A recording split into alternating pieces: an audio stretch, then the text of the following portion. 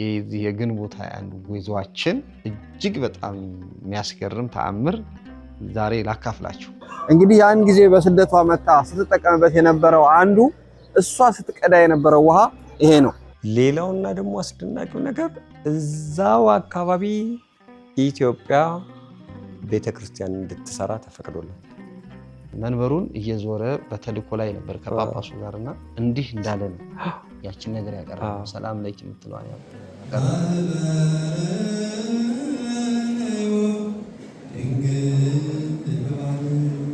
ግብጽ ውስጥ ያሉ ጳጳሳት የት ነው የሚኖሩት?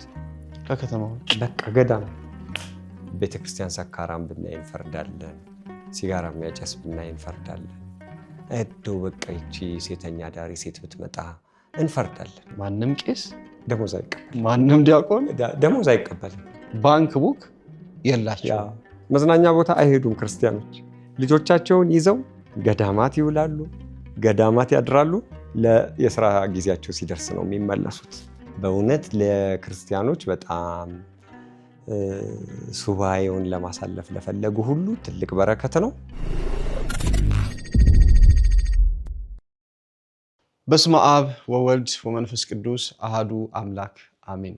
በያላችሁበት የእግዚአብሔር ሰላም ከሁላችን ጋር ይሆንልን። እንግዲህ ከኔና መምህር መስፍን በግብጽ የነበረውን ቆይታችንን ለእናንተ ማሳየት ስላለብን ደግሞ ዛሬ ወደ ገዳማቱ ይዘናችሁ ልንሄድ ነው። ጉዟችንንም እናስተዋውቃችኋለን። በተለይ ለእመቤታችን ለፍልሰታ ጾም በተዘጋጀ ነው ዝግጅትም ላይ እንደዚሁ እንነግራችኋለን። ለ18 ቀን ለሁለት ሱባኤ እመቤታችን ቅድስት ድንግል ማርያም የ2 ዓመት ልጇን ጌታችንን ታቅፋ የተሰደደችበት እሱ 5 ዓመት ተኩል እስኪሞላው ድረስ የቆየበት ጌታችን ብዙ ቦታዎች አሉ በግብጽ ምድር። እነዛ ምድሮች እነዛ ቦታዎች ደግሞ ዛሬ ምን አይነት ተአምር እየታየባቸው እንደሆነ እግዚአብሔር እንደፈቀደልን ለፍልሰታ ጾማችን እዛ ቦታ ላይ እንደምንቆይ እናወራለን፣ እናስጎበኛችኋለን፣ እናሳያችኋለን። መልካም ቆይታ ይሆንልን። እንኳን ደህና መጣ። እንኳን ደህና ቆየ። የዚህን ዓመት ጾመ ፍልሰታን እነሆ በግብጽ ገዳማት ልናሳልፍ ተዘጋጅተናል። መነሻችን ሐምሌ 29፣ መመለሻችን ነሐሴ 18። ከ1 እስከ 16 ሁለቱንም ሱባኤዎች በግብጽ ገዳማት ባሉት ሁሉ በተለይ እመቤታችን ቅድስት ድንግል ማርያም ልጇን ይዛ በተሰደደችባቸውና በተቀመጠችባቸው ቦታዎች ዛሬም ደግሞ እየተገለጠች ተአምራት በምታደርግባቸው ቦታዎች በፖርት ሳይድ ቅድስት ድንግል ማርያም፣ በኮርኒሽ ማርያም፣ በዘይቱን ማርያም፣ በዘንባባ ማርያም፣ በድሮንካ ዋሻ ገዳም፣ በደብረ ምጥማቅ፣ በፖርት ሳይድ፣ በደብረ ቁስቋም፣ በማርሚናስ ገዳም፣ በአባ እንጦንስ፣ በአባ መቃርስ፣ በአባ ቢሾን ገዳም፣ በስምዖን ጫማ ሰፊው ገዳም በሌሎቹም ዘርዝረን በማንጨረሳቸው እነሆ እግዚአብሔር እንደፈቀደልን እንውላለን፣ እናድራለን። በዚያ ቦታ ላይ ቅዳሴውም፣ ጸሎቱም፣ ምህላውም፣ ስብከቱም ሁሉም ነገር ሳይቀርብን ከድንግል ማርያም ጋር ከርመን ተባርከን እንመለሳለን። በእነዚህ 17 ቀናት በረከቱንና ቃል ኪዳኑን አፍሰን ለመመለስ እግዚአብሔር ምኞታችንን ያሳካል። ደውሉልን። ከውጭም ያላችሁ ከውስጥም ያላችሁ አንድ ላይ እዚያ ቦታ ላይ ተገናኝተን የእግዚአብሔርን ቸርነት የመብርሃንን ፍቅር ምልጃ በረከት ተሳትፈን ለመመለስ ላብቃን። ጾመ ፍልሰታን በግብጽ ገዳማት። ቋንቋይንሽ ሚዲያና ኤላፖቴት ዓለም አቀፍ የጉዞ ኤጀንት። እንደዛ ሳወራ የሆነ ነገር አወጣ። ይሄ ቅዱስ እንደው ለብዙ ሰው እየጠቀመ ስለሆነ አንተም ማዳረስክ እኔም በምችለው እያደረግን ስለሆነ በቅርቡ ሄደን ነበርና ስጡኝ ብዬ ሲያስተምሩን የነበሩትን አባት ስጠይቃቸው እንደ ድሮ በብዛት መገኘት እኮ አልቻለም፣ በጣም በመላው ዓለም እየተሰማ የሚወስደው ሰው ቁጥር በዛ። ለኛ ራሱ በስንት ለምነን ከኢትዮጵያ ድረስ መተን ተብሎ አንዳንድ ነበር መጀመሪያ የተባለው፣ አንዳንድ ይሰጣቸው ነበር ለመናቸውና ሁለት አረጉ። ግን ምን አሉኝ? ሜክሲኮ ሀገር ውስጥ አንድ ሴት በቃ በሕክምና 7 ቀን ነው ያለሽ ተባለች። ተስፋ የለሽም ተብላ ያው ውጭ ሀገር ደግሞ የሕክምና እንትን ይነገራል። ለቤተሰቦቿም ተነግሮ ባለቤቷ ግን ይሄን ሰማ። እና መጣ ይዟት መጣ 3 ቀን እኛ ጋር ተቀመጠች 3 ቀን ተቀምጣ ወሰደች አሉ ይሄን እና 7 ቀን ሆናት አለች 8 ቀን ሆናት አለች 9 ቀን ሆናት አለች ከዛ እራሷ ስትሬቸር ላይ ተኝታ ነው ይሄን የሚደረግላት ብድግ ብላ ራሷ በቃ እግዚአብሔር ድንግል ማርያም በቃ አመሰገነች እንደ በቃ ተፈቶ እንደተለቀቀ እንቦሳ ሆነች በቃ ጠበባታ አሁን በቅርብ እኮ ነው በቃ 1 ዓመት አይሆነውም አሉ እና ያቺ ሴት ሀገሯ ሄደች በጣም ትታወቅ ነበር በሀገሩ ዝነኛ ነገር ናት እና ምስክርነት ሰጠች ከዛ በኋላ በተለይ የላቲን አሜሪካ ህዝብ አሁን ጎርፍ ሆኗል ይሄን ከሰማ በኋላ እና ላመነ ሰው አየህ ለሚያምን ሰው የሞት ቀጠሮን እንኳን በቃ የምድራዊ ጥበብ የሞት ቀጠሮን የምታሰርዝ ናት እና እኔ እንደው ምን ያህል ድንግል ማርያም ወደሽ ነው እዚህ ቦታ ያቆምሽ ነው ያልኩት እሳቸው ያንን ነገር ሲናገሩ እና መዓዛውን አሸተትኩት የቤተ ክርስቲያኑ በቃ የድንግል ማርያም መዓዛ እኮ ነው አየሁ ከምድራዊ መዓዛ የተለየ ነው ሽቶ አትለው ከሽቱ መዓዛ የተለየ ነው የአበባ ሽታ አትለው ከአበባ ሽታ የተለየ ነው እንደው እኮ የሚገርም ነው ሽታው ራሱ ፈዋሽ ነውና እንደው ግብጽ ሲሄድ በተለይ ባሁኑ ይሄንን ነገር ስሰማ ደግሞ በጣም ነው የተደነኩት ሁሉም ገዳማት ጋር ስንሄድ ይሰጡናል እቃዋ ደግሞ አንዳንዱ እቃ ይች ነች አንዳንዱ ለየት ይላል አንዳንዱ ደግሞ ትንሽዬ ነች እና አባ ቢሾይም ጋር አባ መቃርስም ጋር ሌሎቹም ገዳማት ስንሄድ ማርሜናስም ጋር ይሰጡናል ይችኛዋ ግን ለሌሎቹ ምንም እንትን የለው ልዩነቱ ጸሎቱ ቃል ኪዳኑ ነው የዚህኛዋ እንደዚህ ከፍተ ገና ወደ አፍንጫ ሳታደርገው ኢቭን ራሱ አሁን በዚህ ያለው ወገኖቻችን ማግኘት ስላለባቸው አሁን እያደረኩ ያለሁት በመቤታችን ጸበል ነው አሉኝ እኮ መነኩሴውም አሉኝ በጸበል በጣም ስለመናቸው በጣም ብዙ ሰው ነው የሚጠብቀን በበሽታ ውስጥ በስኳር በኩላሊት በካንሰር ስላቸው እንትን ዋን ድሮፕ ጸበል ላይ ሆሊ ወተር ላይ ዋን ድሮፕ እያደረጋችሁ ስጡ ዋናው ነገር መንካቱ ነው ያሉትና አንዷን 5 ሊትር ላይ ሳደርገው ራሱ መዓዛው 5 ሊትር ላይ አድርጌው ማለት ነው ግብጽ መቼም የበረከት ሀገር ነው እውነት ለመናገር እና በጣም የተለየ ነው የግብጽ ገዳማት አሁን ፖርት ሳይድ 200 ኪሎ ሜትር ከካይሮ መተን ነው ዳርና ዳሩ አባይ ያፈራቸውን የእርሻ ውጤቶች እያየን ማንጎን ብርቱካኑን ሮማኑን ወይኑን ቴምሩን ሁሉን እያየን ነው ፖርት ሳይድ ደግሞ በጣም ያስደነቀኝ እንደው ወደ ውስጥ ስንገባ ግማደ መስቀሉ ወደ ጊሸን ከመምጣቱ በፊት ያረፈበት ቦታ ከኢየሩሳሌም እንደተሻገረ እስራኤል ግብጽ በነበረበት ሰዓት እዛ ነበር የነበረው አሁን እሱ ቤተክርስቲያን አይተዋል በመርከብ ቅርጽ የተሰራ ውስጡ መርከብ ውስጥ የገባህ ነው የሚመስልህ እጅግ ውብ ነው ግን እዛ ቤተክርስቲያን ውስጥ ኢትዮጵያም አለች አየህ ወደ ኢትዮጵያ ከመሄዱ በፊት መስቀሉ መጀመሪያ እዚህ ላይ ነው ያረፈው እንዲያውም አርፎ ስብርባሪዎቹ ዛሬ ተቀምጠዋል እዛ መቅደሶቹ ደግሞ ጊሸን ያሉት መቅደሶች ናቸው መቅደሶቹ የቅዱስ ሚካኤልና የእመቤታችን ነው መቅደሱ ጊሸን ጋር ስትሄድ ቅዱስ ሚካኤልም አለ እመቤታችንም አለች እና ሁለቱ የሐዋርያት አጽሞች አሉ በግራና በቀኝ የሐዋርያው ቶማስና የሐዋርያው ጢሞቴዎስ ግብፃውያን ስሰማ ሲነግሩን የቅዱሳኑን አጽም አንድ ቦታም ስትሄድ ታገኘዋለህ ሌላ ቦታ ሌላም ቦታም ታገኘዋለህ። እና እንዴት ነው አይጋጭም እንዴ የሚል ነበር በመጀመሪያው ጉዞዬ በህዳር። በኋላ ግን ሲያጠራልኝ ዲያቆን እዝራ ለበረከት በየመቅደሱ ያስቀምጡታል። ያንዱን ቅዱስ አጽም እዚህም ጋር ይገኛል ይወስዱትና ደግሞ ከፍለው ሌላውም ጋር ገዳም ይገኛል። ሌላውም እኔ በቃ ይሄንን መልስ ነበር ያጣሁት። ወደ እኔ በጣም ተአምርና እመቤታችንን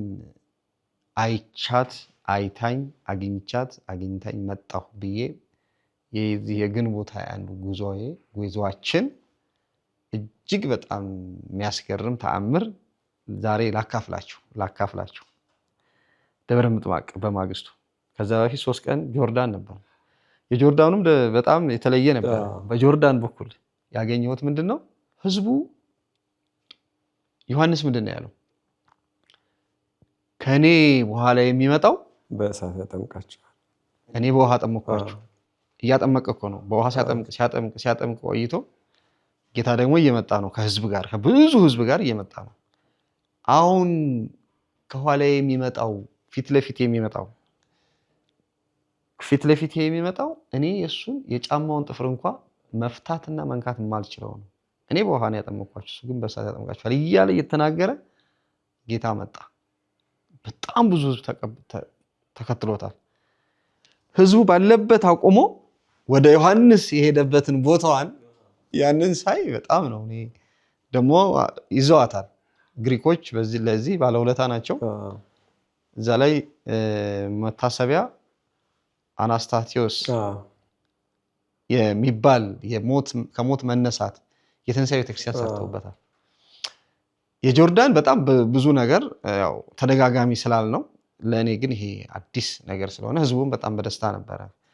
ከዛ ተሻግረን ጆርዳን እያለን ያለው ነገር እስኪ አንተ የምታካፍለው ጆርዳን አሁን ያነሳው ሐሳብ ላይ እንደውም አንዳንድ ታሪኮች ስታነብ የዓለምን ኃጢአት የሚያስወግደው የመስዋዕቱ በግ እያለ ለዓለም መጥምቀ መለኮት ክርስቶስን እያለ ሲያስተዋውቀው እግዚአብሔር ዘያአጥት ኃጢአት ዓለም የሚለው ነው። ዮርዳኖስና ዙሪያዋ ይህንን ድምፅ እንደ ገደል ማሚቱ ያስተጋቡት ነበር ይላል። ዮሐንስ ሳይመለከተው ከርቀት ነው የዓለምን ኃጢአት የሚያስወግደው የመስዋዕቱ በግ እነሆ እያለ በሰዎች መካከል እንዲህ እየፈለገ እጁን ሲጠቁም የነበረው እና አየህ የመስዋዕቱ በግ የተባለበትን ቦታ ላይ ሆነን ጸሎት አደረግን። ሌላውና ደግሞ አስደናቂው ነገር እዛው አካባቢ ኢትዮጵያ ቤተክርስቲያን እንድትሰራ ተፈቅዶላታል። የዕዳ ደብዳቤያችንን ባቀለጠበት ልጅነታችን በተመሰረተበት በዛ በዮርዳኖስ አካባቢው ቤተክርስቲያን እንድትሰራ መፈቀዱ በጣም ደስ የሚያሰኝ ነገር ነውና እንግዲህ ወደፊት ደግሞ ከሚመለከተው አካል ጋር ተነጋግረን እንዴት ነው ይሄንን እዛ የምንገነባው የሚለውን እንነጋገርበታለን። ያው የቤተክርስቲያን አባቶችም መልእክቱ ደርሷቸዋል። እንደውም ቶሎ በሉ ገንቡ ኑ፣ በታሪክም እናንተ ቀዳሚ ናችሁ ብሎ የጆርዳን መንግስት ፈቅዶ ቦታ መስጠቱ በጣም የሚያስደስት ነገር ነውና ጆርዳን እንግዲህ ይሄንን ስንሰማ በጣም ደስ ብሎናል።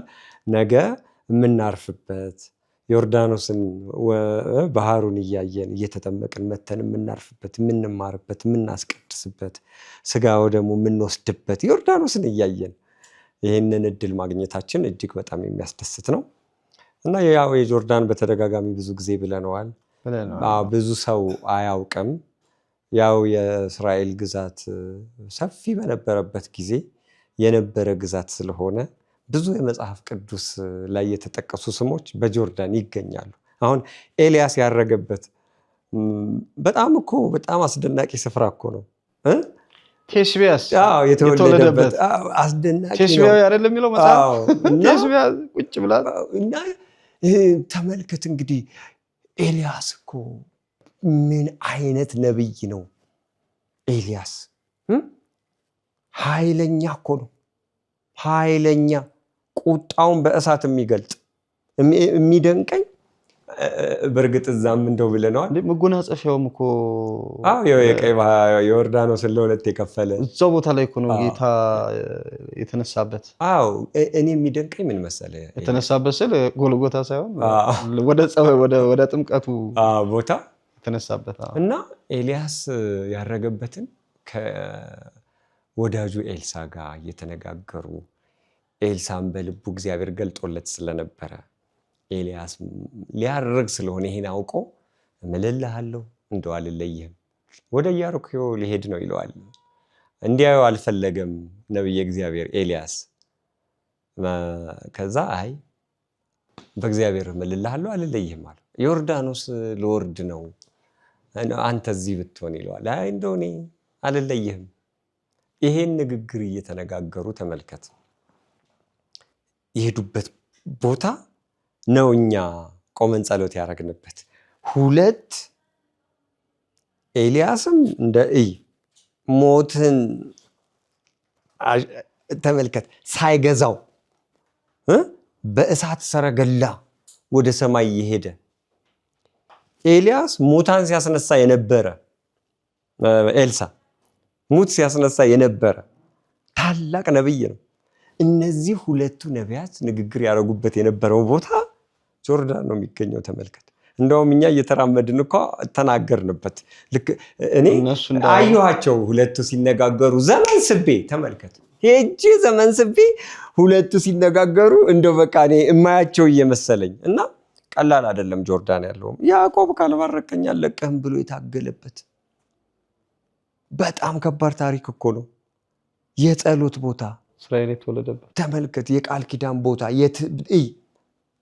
ምን እዛ ጸሎት ሰማይ እኮ ተከፈተ። እዛ ሰማይ የተከፈተበት ቦታ እነዚህ እንዳሉ ሆነው ሁሌ ስለምንገልጻቸው ኤልያስ፣ ሙሴ፣ ናባው ተራራ፣ ቅዱስ ዮሐንስ መጥምቀ መለኮት ሰማዕትነት የተቀበለበት ተራራው፣ የሄሮድስ ቤተመንግስት እነዚህ እንዳሉ ሆነው አሁን በዛው ላይ ያየሁት እና ያገኘሁት ደግሞ በጌርጌሴኖን አቅራቢያ ያለችው እንደውም ምንድነው የምትባለው ከተማዋ? እኛማ እንጀራ ብለናል። ሰው እንዳይረሳት እንጀራ ብለናል። አንጀራ ሂጂራም ይላታል። አንጀራ ትባላለች ከተማዋ እና እዛ ውስጥ እመቤታችን ያለቀሰችበት ስዕሏ ሲኤንኤን ቢቢሲ መጥተው የዘገቡት ከዓይኗ ላይ ደም የነጠበበት ከስዕሏ ላይ ማለት ነው። እዛች ቦታ ላይ ሁለት ወይራዎች አሉ በር ላይ። በማን መስለዋታል? በሄኖክና በኤልያስ ሁለት ወይራዎች የመቅደሱ በር ላይ እና ከዛ ወጥቶ ወረደ። ያ ሌጊዮን የሚባሉት የሰፈሩበት ሰው የፈወሰበት ሲያያዝ አይተዋል። ከዛ እንደውም የሉቃስ ወንጌል ምዕራፍ 8 ቁጥር 20፣ 22፣ 23 ያለው ጌታ የሄደባት ጀልባ ተሻግረን ገሊላ ያየናት እና እነዚህ ነገሮች የተያያዙ ናቸውና ይሄ ሁሉ ደግሞ በዛኛው በጆርዳን በኩል ያለው ማየት ጥሩ ነው። አንደኛ የበረከት ቦታ ነው፣ ለታሪክም ጥሩ ነው። በተለይ እንደው መንፈሳዊ ነገር ግድ ለሚላቸው የመጽሐፍ ቅዱስን ታሪክ የሚያጠኑ ሰዎች እውነቴን ነው ያንን አካባቢ ደጋግመው ማየት አለባቸው። ብዙ ታሪክ ይማሩበታል። እንግዲህ ጆርዳን 3 ቀን ቆየንና በፕሌን ወደ ግብጽ ሄድን። ወደ እስክንድሪያ ማለት ወደ ግብጽ ነው። እስክንድሪያው ከተማው ነው። ወደ ግብጽ ተሻግረን በማግስቱ በቀጥታ የሄድንበት ዋናው የጉዞ ዝግጅት ያደረግንበት ደብረ ምጥማቅ በታሪክ በስንክሳር በታምረ ማርያም ተጽፎ እንደምናውቀው አባ ጽጌ ድንግልም የደረሰለት ድርሰት አለ እና ከ300,000 በላይ ለ5 ቀናት ህዝብም አህዛብም የሚያምኑም የማያምኑም እየሄዱ አጎበር ጥለው ነው የሚለው። እንግዲህ አጎበር የጣሉበትን ሁሉ ነው ያየነው። የተገለጠችበት መቅደስ ጫፉን ነው ያየነው። እና በጠዋት ደረስን፣ በሌሊት ጓጉተን ነጭ ለብሰን እኔ በጣም በቃ እንደዛ እንግዲህ ህዳር ሄጃለሁ ደብረ ቁስቋም። እችን ግን ስላላየኋት ደብረ ምጥማቅን ስላላየኋት በዚህ ዘመንም ደግሞ ስለሆነ የቅርብ ዓመት ስለነበረ በእርግጥ ከሱ በኋላም የዘይቱን ማርያም አለ። ኢትዮጵያውያን የሉም። ምንድነው የተባለው? ከካይሮ ኢትዮጵያውያን ጉዞ መዝግበው ነበረ 15 ሰው ብቻ ሆነና ቀሩ። ስለዚህ ኢትዮጵያውያን እኛ ብቻ ነበር። ሄድን፣ ቅዳሴ ተጀምሯል። የግብፃውያን ማለት ነው የኮፕት ቅዳሴ ተጀምሯል። ያው እነሱ ቅዳሴ እኛ ቅዳሴ ከአምስቱ አንድ ኦሪየንታል ከሆነ ምስጢራቱ አንድ ስለሆነ እንሳተፍ እንዳንል የተጀመረ መሰለኝ። ህጋቸውን አናቅም፣ ስርዓታቸውን ስርዓተ ቤተክርስቲያን የሚባል ስላለ ማለት የነሱ ስርዓት። አይ በቃ እዚች ሆነን ያው አየናት እንግዲህ ስፋቴን ብለን ከውጭ በኩል ያን ጊዜ በስደቷ ጊዜ ደግሞ ያረፈችበት ቦታ ነው። ዮሴፍ ጉድጓድ ቆፍሮ ውሃ ሲቀዳበት የነበረው እመቤታችን ቅድስት ድንግል ማርያም ያን ጊዜ በስደቷ ጊዜ ሕፃኑን ኢየሱስን ታቅፋ ከኢየሩሳሌም ወደ ግብጽ መጣ ከተቀመጠችባቸው ቦታዎች አንዱ ይሄ ነው፣ ደብረ ምጥማቅ። በኋላ ደግሞ የተገለጠችበት ዛሬ በዓሏ ነው፣ ግንቦት 21። እንግዲህ ያን ጊዜ በስደቷ መጣ ስትጠቀምበት የነበረው አንዱ እሷ ስትቀዳ የነበረው ውሃ ይሄ ነው።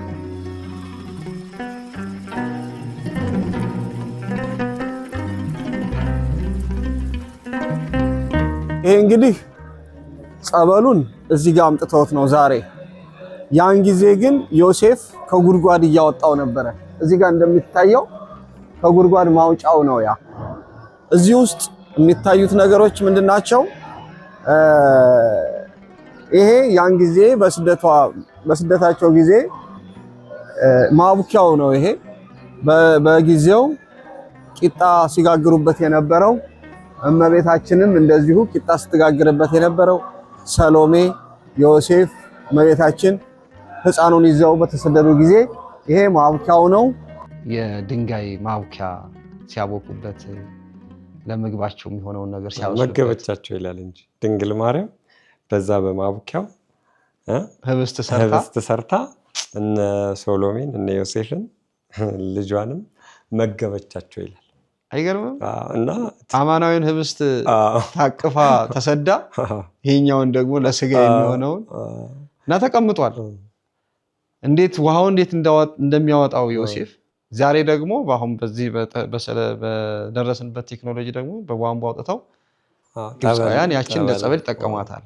እኛም ያችን በረከት ተረጫጭተን በቃ እንግዲህ ሲወጡ ገብተን ጸሎት እናደርጋለን ብለን ስንጠብቅ መልእክት መጣ። ጠሩን እኮ መልእክት መጣ። ጳጳሱ እነዛን ነጭ የለበሱትን ነጫጭ የለበሱትን ኢትዮጵያውያን አስገባ። ደነገጠ። እኔ ገባለሁ ብዬ እንገባለን ብለን አላሰብንም። ገባንና ከፊት ልክ መቅደሱ አለ። ከመቅደሱ በር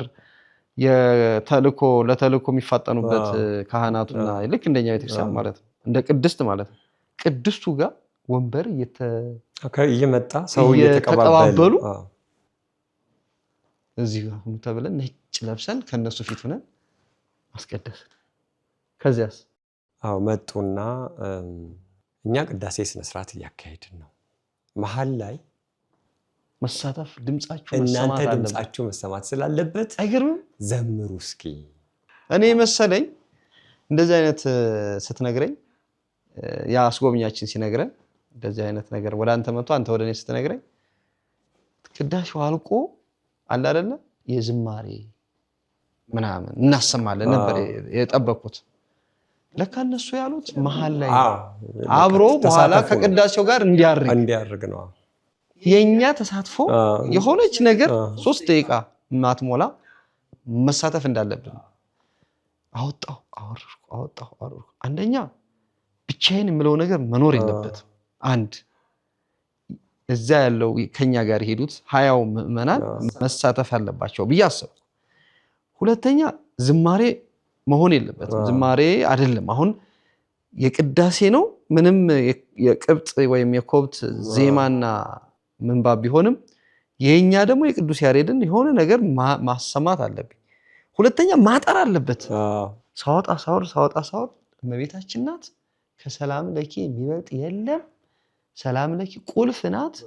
ሰላም ለኪ ሁሉን ነገር የምትከፍት የምትዘጋ ናት። ቆሜ ሰላም ለኪ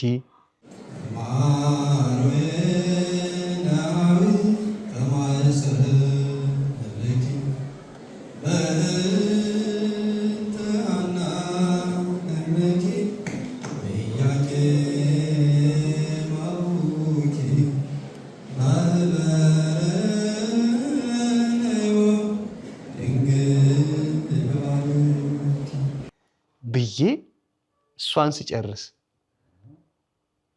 ጸሎተ እግዝእትነ ማርያም አንድ ላይ ሁላችንም ሁሉም ስለሚለው ጸሎተ እግዝእትነ ማርያም ድንግል ወላዲተ አምላክ ተራዳኦ ምስለ እግዚአብሔር ወተሐሰይ መንፈስ ከዛ እቺን ደግሞ ወደ ቀየርኳትና ወደ ዝማሬ ሁሉም ሰው እንዲል ስለፈለኩ ሰላም ለኪ ዘነሰግደኪ ማርያም ምነ ያስተበቁኪ ለማርያም አዊ ለማርያም ሰላም ሰላም ለኪ ዘነሰግደኪ ማርያም ምነ ያስተበቁኪ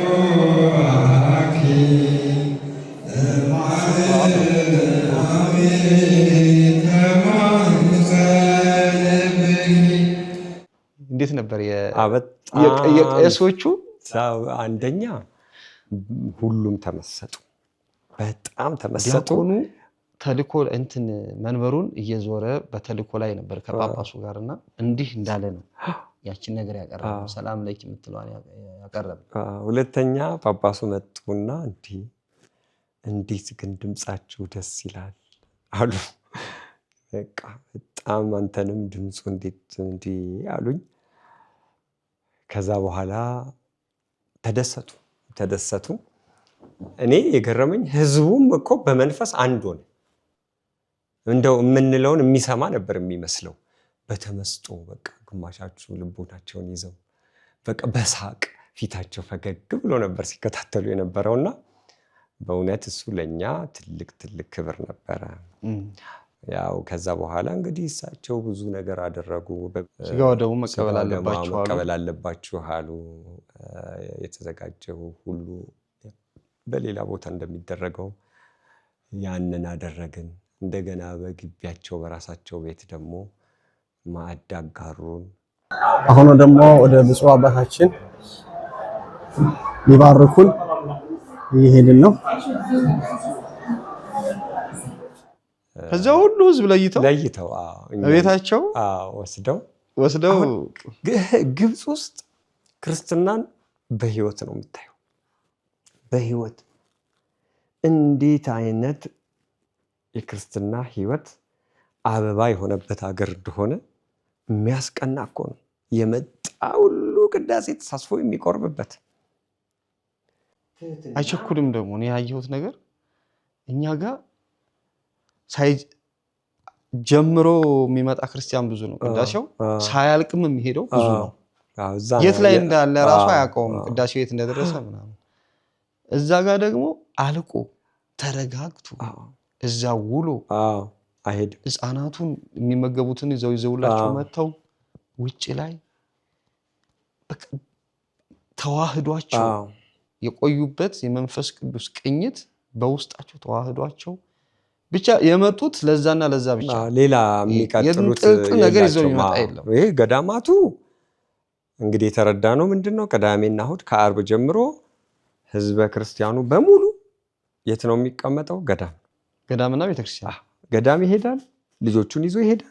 ልጆቹ እዛው መጫወቻ አላቸው፣ የሚፈልጉት ነገር አላቸው። ምግቡ አለ፣ መጠጡ አለ። ጸሎት ሰዓት በደረሰ እኔ ጥጋ ጥጉን በየህንፃው ምናምን ሲሄድ እኛ ያየን በቃ እኔ እንትን እያልኩ ምስል ህፃናቱ፣ ወጣቶቹ፣ ታዳጊዎቹ ምናምን ቁጭ ብለው እንዲህ ወዳቸውን ሲያወሩ እና የአባታቸው ቤት ነው እኮ ይኸውልህ። ምንም ይሁን አሁን እኛ ይኸውልህ ምን ፈርዳቸው ብዙ ነገሮች አሉ። ቤተክርስቲያን ሰካራም ብናይ እንፈርዳለን፣ ሲጋራ የሚያጨስ ብናይ እንፈርዳለን። እንደው በቃ ይቺ ሴተኛ ዳሪ ሴት ብትመጣ እንፈርዳለን። ግን አቡነ ሽኖዳ የሰሩት ትልቅ ነገር ምንድነው? እዛ በአባቱ ቤት ከልካይ ማን ነው? የአባቱ ቤት ነው፣ ይምጣ ብቻ። ዋናው ቤተክርስቲያን ሲገባ ስርዓት ይጠብቅ። ይሄ አጥሩን አልፎ ግን ገብቶ ይተኛ፣ የፈለገውን ይሁን፣ የአባቱ ቤት ነው። እንዲህ አይነቱን ሰብስበን በሽተኛ ስለሆነ መድኃኒት መስጠት ያለብን የኛ ድርሻ ነው። እኛንን መድኃኒት ማዘጋጀት ያለብን። እንኳን መጣ መምጣቱን ማድነቅ አለብን። ከዛ በኋላ መድኃኒቱን እኛንን ማዘጋጀት ያለብን። የቱ ጋር ነው የታመመው የሚል ከባድ መልእክት ስላስተላለፉ እንደውም ጠፍቶ የነበረው በሱስ ተይዞ የነበረው ጠፍቶ የነበረው በሙሉ ወደ ቤተክርስቲያን ተመለሰ። ሱሱን እየተወ ክርስቲያን ሆነ። ለስጋው ደግሞ በቃ አሁን የክርስቲያኖች ቁጥር በጣም እያበበ እንግዲህ ከ19 ወደ 20 አሁን እኮ 5% ነበሩ የሚባሉ ህዝቦች 20%። አሁን ባለፈው 19 ነበር፣ አሁን 1% ጨምረዋል። 20% እየደረሱ ነውና እያበቡ ነው የመጡት። ይሄ በጣም ይኸውልህ መንፈሳዊ ተልእኮ የተቀበለ አባት እንዲህ ነው የሚሰራው። ልጆቹን ይሰበስባል፣ አይበትንም። አየህ መንፈስ ቅዱስ የሚሰራበት አባት በቃ የጠፋን ይፈልጋል፣ የሞተን ያስነሳል፣ የታመመን ይፈውሳል። እንዲህ ጸጋው በአደባባይ ይገለጣል። ግብፅ ውስጥ ያሉ ጳጳሳት የት ነው የሚኖሩት? ከከተማ ውጭ በቃ ገዳም። ለበዓል ለቅዳሴ ፓትርያርኩ የሚኖሩት ራሱ የበዓል የፋሲካ እና የስልጣን ሹመት ቅስና፣ ጵጵስና፣ ንጉስና እንደዚህ አይነት ነገሮች ሲኖሩ ሴሪሞኒ ሲኖሩ መነኩሴ ጭራሽ ክብሩ ይስፋ ጸጋው ይጓደል የሰራዊት አምላክ የቅድስት ድንግል ማርያም ልጅ አሁንም ሁሉንም የዓለምን ሕዝብ ለዚህ ቦታ ያብቃ። ተመስገን። የጌታችን የመድኃኒታችን የኢየሱስ ክርስቶስንና የእናቱን የቅድስት ድንግል ማርያምን በዓላት ለማክበር እነሆ ከነሐሴ 10 እስከ 17 ጉዟችንን ወደ ቅድስት ሀገር ኢየሩሳሌም ልናደርግ ነው። ጌታችን መድኃኒታችን ኢየሱስ ክርስቶስ ከሐዋርያት ቅዱስ ጴጥሮስን፣ ቅዱስ ዮሐንስንና ቅዱስ ያዕቆብን ይዞ እንዲሁም ከነቢያት ደግሞ ሙሴንና ኤልያስን ጠርቶ በደብረ ታቦር ተራራ ላይ ብርሃነ መለኮቱን የገለጠበትን ታላቁን በዓል በዚያው በደብረ ታቦር ተራራ በቦታው ላይ እናከብራለን። በሱባኤው መደምደሚያ በፍልሰተ ጾም መጨረሻ ላይ ደግሞ የእናታችን የቅድስት ድንግል ማርያም በዓለ ትንሣኤዋንና በዓለ ዕርገቷን በዚያው በተገነዘችበት በጽርሐ ጽዮን በተቀበረችበትና በተነሳችበት ደግሞ በጌቴሰማኒ እናከብራለን። እንደ ልጇ እሷ መቃብሯ ባዶ ነው አርጋለች የምንለውን በተግባር ስላየው ደስ ብሎኛል።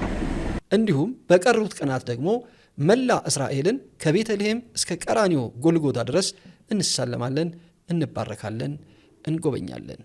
እግዚአብሔር የፈቀደላችሁ በሀገር ውስጥም ከሀገር ውጭም ያላችሁ ከእኛ ጋር መጓዝ የምትፈልጉ እነሆ ዝግጅታችንን ጨርሰን እየጠበቅናችሁ ነው።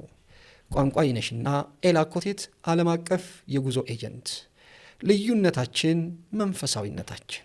ሞተ ከተማ ይገባ ሞተ አለ እኮ ወደ ከተማ ለተልኮ ሲወጣ ተጽፎ የት እንደሚሄድ ታውቆ ከዛ ቀኑ ተወስኖለት ለሚሄድበት ነገር ደግሞ ትራንስፖርትም ምንም ተሟልቶለት መኪና ሁሉ ታዘዝለታል። 3 ቀን ከሆነ 3 ቀን፣ 4 ቀን ከሆነ 4 ቀን ተመልሶ ወደ ገዳሙ እንጂ መነኩሴ በከተማ አይታይም። አየው መነኩሴ ለከተማ ሞቷል። አንዴ ነው ደሞዝ ላይስ ማንም ቄስ ደሞዝ አይቀበልም፣ ማንም ዲያቆን ደሞዝ አይቀበልም። ባንክ ቡክ የላቸው። እንግዲህ ይሄን እንደውም በእኛው ቋንቋ ነው የነገረን። እዛ የሚኖር የኛው ልጅ ምግብ ይዘጋጅላቸዋል፣ ማረፊያ ይዘጋጅላቸዋል። ለመንፈሳዊ አገልግሎት የተሾሙ ስለሆኑ መንፈሳዊ አገልግሎት ላይ ብቻ ነው ያሉት። እንግዲህ ከሰሞኑን ስታዩ ከተማ ውስጥ መነኩሴ ናችሁ ታውቃላችሁ? አታውቁም። ከመነኩሴ ከገዳም ራሱ ሲወጣ አስፈቅዶ እስኬጁል ያደርጋል። በዚህ ወር እዚህ ሄዳለሁ፣ ሁሉ ነገር ተሟልቶለት መኪና ሳይቀር የሚያስፈልገው ተሟልቶለት ጉዳዩን ፈጽሞ ወደ ገዳሙ ይመለሳል። ሲወጣ ግን ለዛሬ ወር ከወጣ እስኬጁል አድርጎ ነው የሚወጣው። በዚህ ቀን እዚህ ሄዳለሁ ብሎ ለሊቀ ጳጳሱ ተናግሮ ሊቀ ጳጳሱ ፈቅደው ነው የሚወጣው። ሁሉ ነገር ተሟልቶለት ማለት ነው። ስራቸው ገዳም ነው። በጣም ሰፋፊ ናቸው ገዳማቱ። ቅዳሴ በቀን 3 ጊዜ ነው ያለው። እረፍት የላቸውም። ለመንፈሳዊ ነገር 3 ጊዜ ማለት አሁን መንበር አለ። አንድ ቤተክርስቲያን 3 መንበር ሊኖር ይችላል። እንደኛ እኛም ጋር አለ። የኛና የነሱ ልዩነቱ ምንድነው? የኛ ካቴድራል ወይም የኛ ቤተክርስቲያኑ 3 መንበር አንድ ጊዜ ነው የሚቀደሰው። 3 መንበር ላይ ይፈተትበታል። እዛ ጋር ደግሞ አንዱ መንበር አንድ ጊዜ ይቀደሳል። ሌላ በርከት ያለ ክርስቲያን መጥቶ ከሆነ በዚህኛው ባልተቀደሰበት መንበር ይሄኛው አንዴ ከተፈተተበት ከተሰዋበት ሁለተኛ ከ24 ሰዓት ወዲህ አይሰዋበትም። በዚህኛው መንበር እንደገና ለሌሎች አስቀዳሾች ደብረ ቁስቋም ሄድን ጊዜ እኮ አምና እንደዛ 2 ጊዜ ተቀድሶ በሁለቱ መንበር ተቀድሶ በሶስተኛው መንበር ነው እንደዛ ሴት እና የሚገርም ነው። በቃ ይሄን ዓለም ትረሳውና ያኛውን ዓለም ማየት ትጀምራለህ። እዛ ገዳማት ስትገባ መጀመሪያ ገዳማቱ እጅግ አስደንጋጭ ናቸው። ውበታቸው፣ የሴኩሪቲ ጉዳይ፣ ደህንነት ተሰምቶ ነው የምትገባው። ምን አለ ሀገራችን እንዲህ በሆነ እያልክ ታያለህ። ከባድ መሳሪያ በየቦታው አለ። ወታደሮቹ በየቦታው አሉ። ስለዚህ በጣም ጥበቃ ያለው ቦታ ነው። እሱን አልፈ ደግሞ የገዳሙ መግቢያ ስታየው ገና መግቢያው በራሱ መግቢያውን የማርሚናስ ናይተዋል። ረጅም እኮ ነው። ገና ወደ 500 ሜትር 1 ኪሎ ሜትር እኮ ነው የምንደርሰው ገዳሙ ጋር። ግን የገዳሙ መግቢያው እኔ ይሄ ኤምባሲ እንኳን በዛ ልክ ግሬሱን አላየሁትም። እንግዲህ እኛ ሀገር ላይ አሁን ወይ ኤምባሲ ነው አየር መንገድ እና ቤተ መንግስት የማርሚናስ ስንገባ ይኸው እንዴት እንደሚያምር መግቢያው ብቻ ገና ወደ ውስጥ ሳንገባ። ታዲያ የንጉሱን ቤት እንዴት አድርገው እንደሚሰሩት አየህ። የነገስታቱን ንጉስ፣ የጌቶቹን ጌታ፣ የአማልክትን አምላክ ቤት ውብ አድርገው ነው የሚሰሩት። በጣም ልብ መሳጭ ናቸው። እዛ ከገባህ በኋላ ደግሞ አንድ አይደለም የምታገኘው ቤተክርስቲያን በጣም ብዙ ነው። በጣም ብዙ ቤተክርስቲያን አለና እንዴት ልብ በቃ የት ነው የመጣሁት? ምን አይነት እርጋታ የሚሰጥ ቦታ ነው። እውነት ማንም ሰው እዛ ሄዶ መንፈሱ ትረጋለች። እርጋታ ነው የሚሰማት፣ ደስ ይላታል። ነብስ የሚታጠብበት ቦታ ነውና የገዳማቱ ታዲያ ምን አረጉት? አየህ ከሊቅ እስከ ደቂቅ በቃ መሰብሰቢያ ነው። እዛ ነው የሚውሉት። መዝናኛ ቦታ አይሄዱም ክርስቲያኖች። ልጆቻቸውን ይዘው ገዳማት ይውላሉ፣ ገዳማት ያድራሉ። የስራ ጊዜያቸው ሲደርስ ነው የሚመለሱት ወደየ ሀገራቸው ወደ መጡበት። አንዱ ራሱ እስኪው ዓርብ፣ ቅዳሜ፣ እሁድን እዛ ቆይተህ ወደ ቤት ትመጣለህ። ልጆችህ እዛ ነው የሚቆዩት። እህት ወንድሞችህ እዛ ነው የሚቆዩት። ባልና ሚስት እዛ ነው የሚቆዩት። እናትና አባት እዛ ነው የሚቆዩት። ደግሞ ተቀምጦላችኋል። አሁን ለምሳሌ አባ ቢሾይ ትገባለህ። የአባ ቢሾይ አጭር ተቀምጣለች። በአረቢክ ተጽፎ ጸሎት ሁሉም እሱን በዜማ ይሏል። እሷን 3-4 ይሆኑና በዜማ አባ ቢሾይ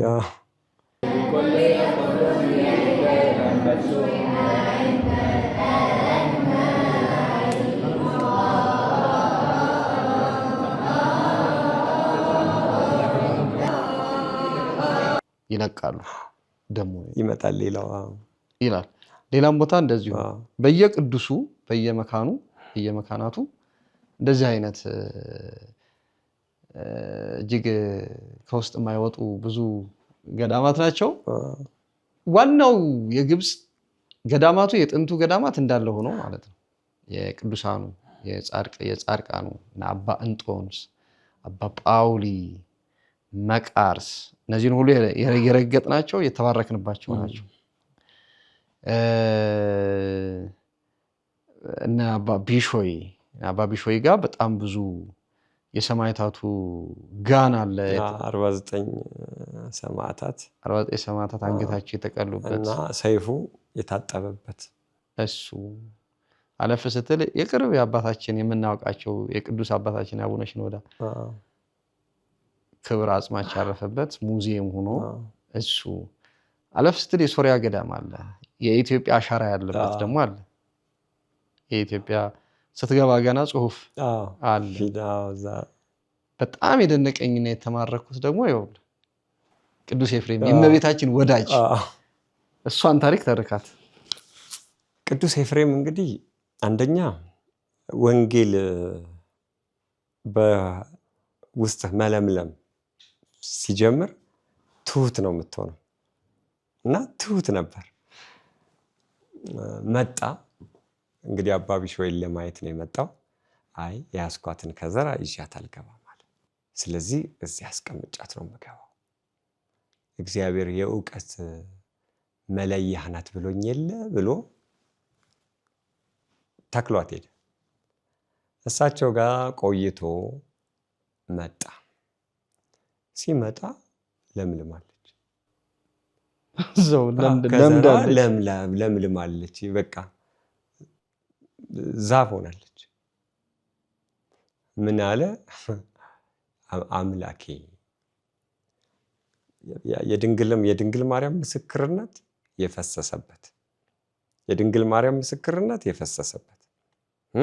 እኔም ስመኘው የነበረው የእውቀት ቦታ አንተ ገለጥክልኝ። እቺ ዛፍ ዘመኗን አትድረቅ፣ ምስክር ሆና ትኖር ብሎ ተንበረከከ ቅዱስ ኤፍሬም።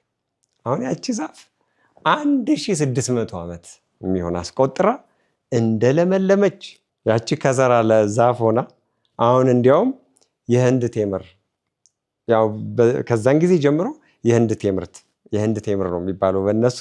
የህንድ ቴምር ትይዛለች፣ ታፈራለች። እንደውም ወደ ቤት ውስጥ አድርገዋታል፣ ከልለዋታል። አጥር ከልለው ዋና ግንዷን ከልለው ዛፉ ያው ትልቅ ስለሆነ ወደ ውጭ ወጣለች። እና ይሄ ደግሞ ከምን ጋር ይያያዛል መሰለህ? ከሲሪያን ገዳም። ሲሪያን ገዳም እኮ ተሰደው የመጡት የእመቤታችን ስም መከበር አለበት ብለው ቆርጠው የተነሱ ክርስቲያኖች ናቸው። በኒስጥሮስ ትምህርት በቃ የተናደዱ እንዴት ወላዲተ አምላክ አትባልም ተብሎ በዓለም ድንግል ማርያም ስሟ ይነሳል። ስለዚህ የድንግል ማርያም ወታደሮች ነን ብለው ነው የተነሱት።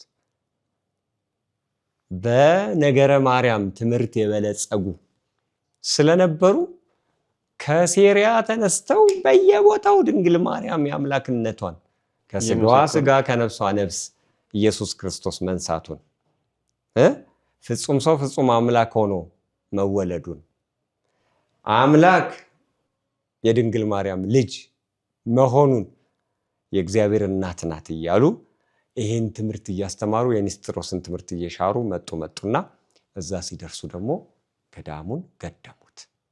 ከገደሙት በኋላ ምን አሉ? የድንግል ማርያም ወታደሮች መፍለቂያ ይሆናል አሉ። አየህ። እና ቅዱስ ኤፍሬምም እንግዲህ ውዳሴ 8 ዓመት ተቀመጠ እኮ 8 ዓመት ተቀመጠ እዛና ይሄ እንግዲህ በጣም በቃ የድንግል ማርያም ወዳጅ ሁሉ የሚደሰትበት በቃ እንደው በጥንት ጊዜ ምን አይነት ልብ ያላቸው አባቶች፣ ምን አይነት ልብ ያላቸው ክርስቲያኖች ነበሩ ብለህ የምትመሰጥበት። እኔ በጣም በቃ ሴሪያ ገዳም በጣም ወደዋለሁ። የድንግል ማርያም ወታደሮች አርበኞቹ የፈሩበት ስለነበረ እና እስካሁንም ነገረ ማርያም በጥልቀት የሚተነተንበት ገዳም በጥልቀት የሚተነተንበት ገዳም ነውና እሱ በጣም ይማርካል። አባ መቃርስን ደግሞ ዘንድሮ አሁን ነው በደንብ በዚህ ዓመት በዚህ ጉዞ ነው ያየሁት። በጣም እጅግ የሚገርም ትሁት አባት ነበሩ ሲያስረዱን የነበሩት ሁሉንም ነገር ሳያስቀሩ ነው የነገሩን። እና ግን እንደው ያገኛቸው አይመስልህም? እኔ ስትሄድ ሁሉም ጋር ስትሄድ የገዳማቱን ታሪክ ስታጠና በየገዳማቱ ያሉትን መነኮሳት ትህትና ስታይ በቃ መንፈሱ ቀዝቀዝ ያለ ስለሆነ እዛ ውስጥ እኔ ገብቼ አባቶችን ያገኘው ድንግል ማርያምን ያገኘው ሆኖ ነው የሚሰማኝና አግኝቻትም ነው የምመጣው። ስደቷን አሁን በስደቷ ጊዜ ረገጠቻቸው ቦታዎች አሉ፣ የሚቀረን አለ ያለ እኛም ያልቆምንበት ያልረገጥ ነው። ግን ትልልቁን 3 ቀን የቆየችበት 7 ቀን የቆየችበት 17 ቀን የቆየችበት 185 ትልቁ እሱ የምስራች ቃል የተሰማበት ቦታ ነው ደብረ ቁስቋም። ሌላው እነ ዘይቱን ማርያም ኮርኒሽ ታሪኩ ረጃጅም ነው። እንግዲህ አሁን ድሮንካ 16 ቀን በዓል የሚከበርበት ነው፣ የሱባኤ ቦታ ነው። ድሮንካ ድንግል ማርያም ለ7 ቀን የጸለየችበት ዋሻል እና እዛ ደግሞ ድንግል ማርያም ያረፈችባት ስዕል አለች። ያቺ ስዕል በዓመት አንድ ጊዜ ትወጣለች። በሰረገላ ትወጣለች። ስትወጣ ያመኑባትን ሁሉ ትፈውሳለች። ስለዚህ በሚሊዮን የሚቆጠር ህዝብ ነው የሚመጣው። ድሮንካ ተራራ ነው፣ ዋሻ ነው፣ ይጨናነቃል። በጣም ከባድ ነው። እዛ ነው እንግዲህ በዚህ ዓመት ለማሳለፍ ያስባል። እዛ እንግዲህ እኛ እግዚአብሔር እንደፈቀደልን ሱባኤውን እዛው ሳንወጣ 3 ቀን እመቤታችን 7 ቀን ጸሎት አንዱ ሱባኤ ማለት ነው። ስለዚህ እኛ 3ቱን ቀን ደግሞ እዛ እሷ በጸለየችበት እየሄድን እየጸለይን እንድትባርከን እየሰገድን እየጾምን እየጸለይን እናሳልፋለን ብለን ይዘናል። ዋሻው አይገርም? 60 ሜትር ዋሻው ወደ ውስጥ ስትገባ 60 ሜትር ነው። በጣም ሰፊ ነው። በዋሻው ውስጥ ዋሻ አለ። በዋሻው ውስጥ ዋሻ ባለበት ቦታ ላይ ነው ድንግል ማርያም 7 ቀን የጸለየችበት ማለት ነው። እዛ እንግዲህ ለ3 ቀን እንቆያለን። እንደገና ዘንባባ ማርያም ደግሞ ዘንባባ ማርያም የመጀመሪያ ነው። አሁን 2 ጊዜ ነው የሄድኩት። እንግዲህ የሁለተኛው ደግሞ አዲስ ነው ለኔ።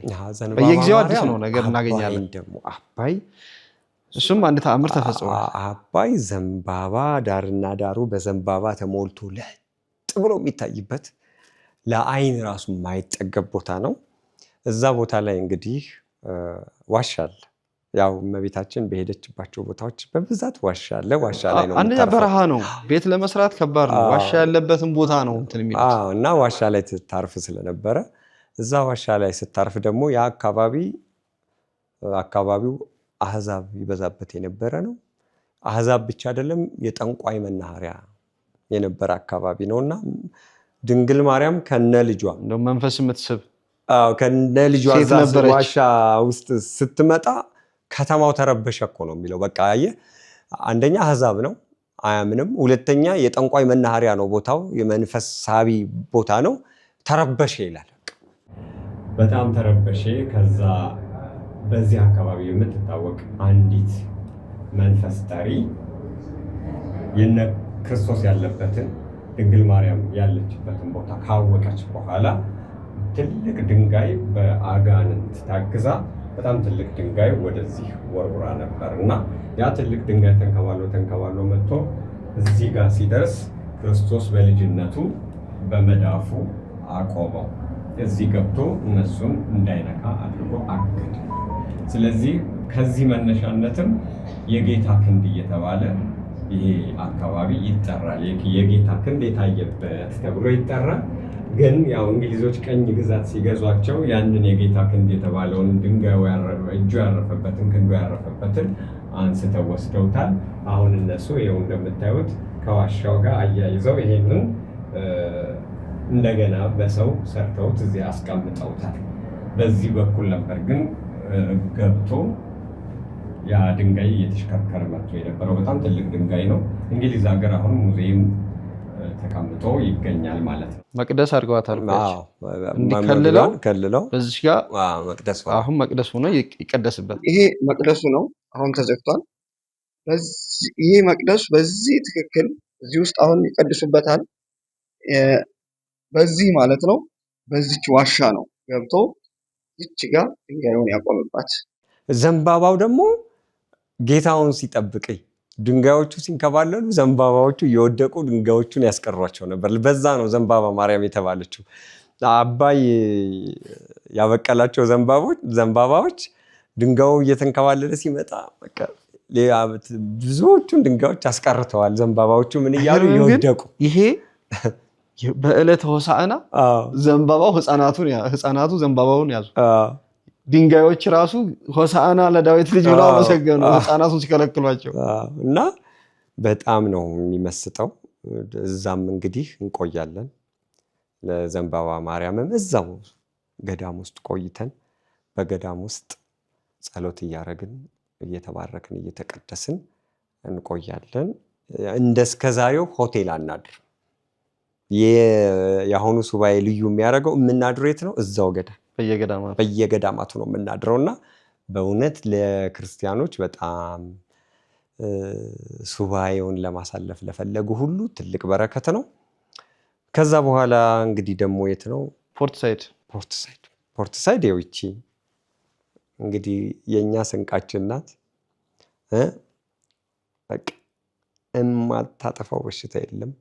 ላመነበት በውስጡ በልቡ እምነት ለጸነሰ ለሚያምን ሁሉ መድኃኒት የሆነች ናት። እሷን ቀን በቀን እያገኘን እዛው እየጸለይን እዛው ቤተክርስቲያን ይሄ ወዟ እየሸተተን ለ3 ቀናት ቆይተን ደግሞ እናደርጋለን። እዛ በአባቶች እየተባረክን እኛም ራሳችን ደግሞ ጸሎት እያደረግን ምን ቆይበት ነው ፖርትሳይድ ደግሞ እና ይሄንን በየቀኑ እንወስዳለን። መዓዛው ደግሞ ያው ቤተክርስቲያኑ በዚህ መዓዛ የታወደ ነው። እሱ እዛ 3 ቀን ከቆየን በኋላ ወደ መጨረሻ ላይ ወዴት ነው የምንሄደው? ወደ ቁስቋም ነው። ቁስቋም ደግሞ 185 ቀን ድንግል ማርያም የቆየችበት ክርስቶስ ይተኛባት የነበረችው ያቺ ድንጋይ ደግሞ ዛሬ መንበር ሆና የሚቀደስበት በስተመጨረሻም ከትንሳኤው በኋላ ድንግል ማርያምንና ሐዋርያትን በንፋስ ሰረገላ ጭኖ መጥቶ ክርስቶስ ትልቅ ተአምር የሰራበት ስፍራ ነው። ስለዚህ በዛ ስፍራ ምን እናደርጋለን? እንዲሁ 3 ቀን ቆይተን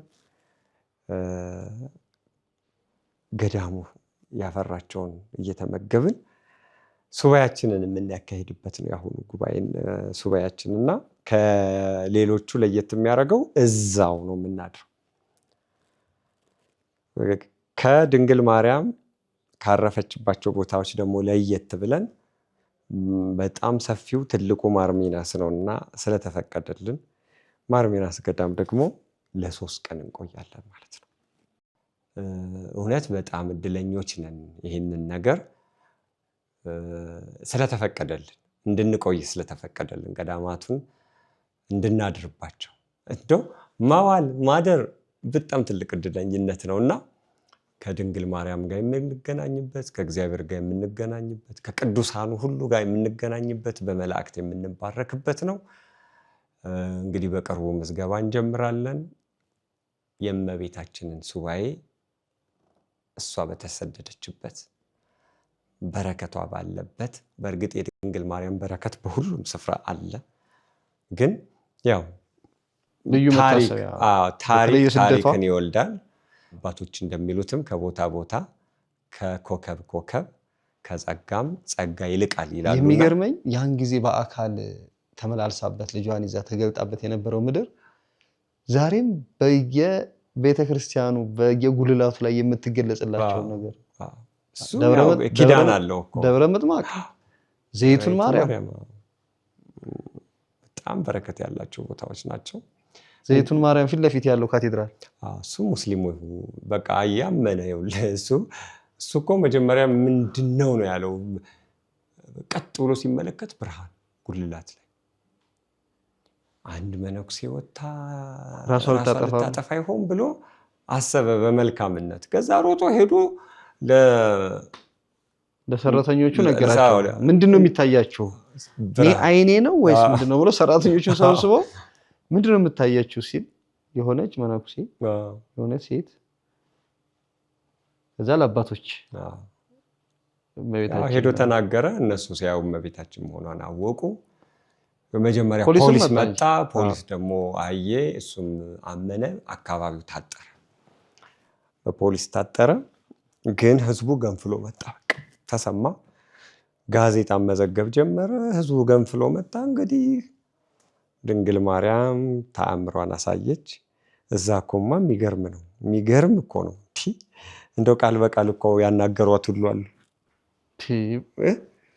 ቃል በቃል ያናገሯት ሁሉ አሉና በየ3 ቀኑ ለ3 ወር በሳምንት 3 ጊዜ ለ3 ወር ትገለጥ ነበር። የሀገሩም መንግስት መጥቶ ነበር። በቃ ታመነ።